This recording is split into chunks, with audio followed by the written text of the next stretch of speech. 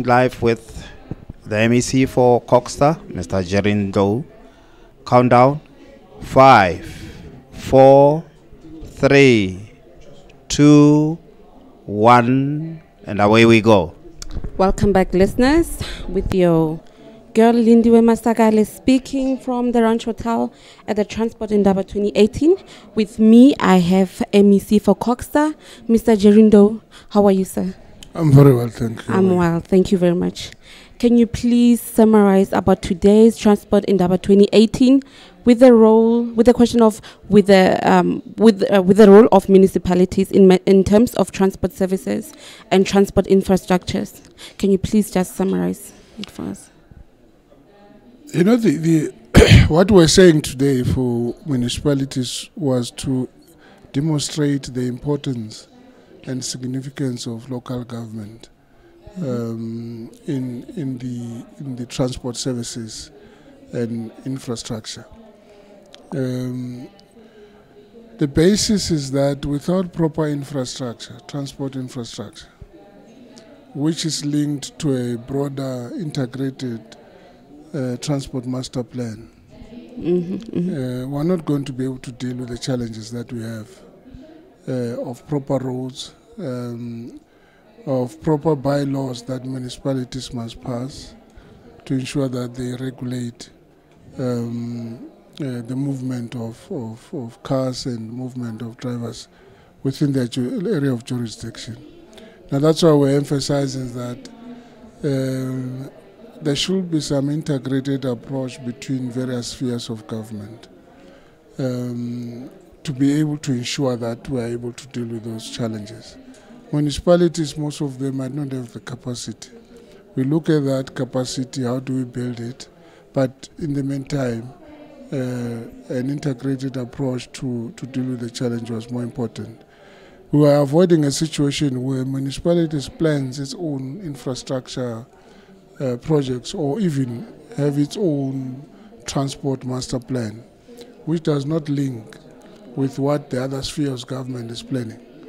Now, the importance is that if we link the two, even the three with the national one, it will be able to assist us to then move forward in terms of transport services and the infrastructure that we want to build at the municipal level. Okay. Is there anything that you would like to add about the issue that we have on our roads where drivers are not disciplined, whereby you find that traffic officers are just taking bribes and, as we call it, like cold drink, like some people call it, and you also find that people that are not also disciplined, pedestrians, for example, whereby they just feel like crossing anytime they feel like, of which sometimes is the high fatality that is amongst our people. No, I think the most important thing is that there are laws that govern movement of people, of cars, of various types of cars on the road. The most important thing is that at municipal level, bylaws must be passed and they must be enforced. At various levels, there are laws that govern these areas. We should be able to enforce those laws to make sure that we deal with those drivers who are delinquent on the road, who don't respect the laws.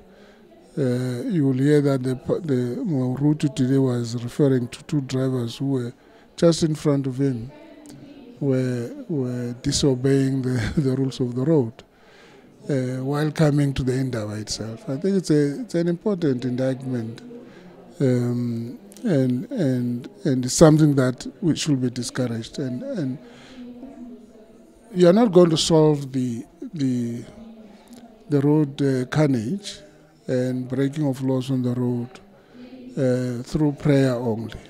I think it has to do with the discipline of the individual, driver, him or herself, and secondly, by ensuring that various levels of government enforces the laws that are very effective. They can be enforced. Mr. Jerindo, thank you so much for being with us today, and thank you for your summarization about today's event, and thank you so much for taking your time to speak to us. Thank you very much. Well, listeners, that was our MEC for Coxstar, Mr. Jerindo. Now back to the speeches that on the other side, and thank you for listening. Diamond mine at Venetia. They are transporting their own diamonds. We don't have as much flowers as we would like to have to ensure that the volumes is there to justify that it's been transported by air. And there's also no handling, freight handling facilities. The Kruger Gateway Airport, it's owned by Airlink, so that keeps competition out. Airlink operates smaller aircraft, which is very expensive to operate.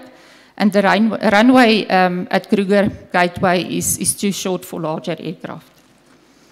If we look into Eastgate, there's also only one airliner operating, and it keeps competition out. The expansion of facilities is limited at Eastgate by the agreement with the SA Defence Force.